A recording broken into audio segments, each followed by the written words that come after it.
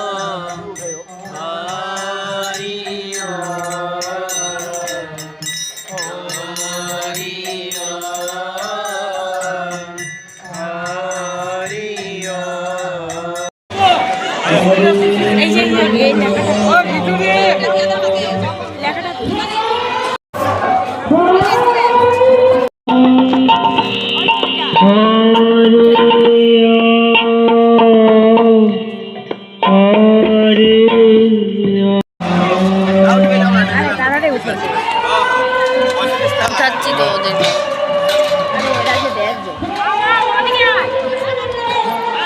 চলো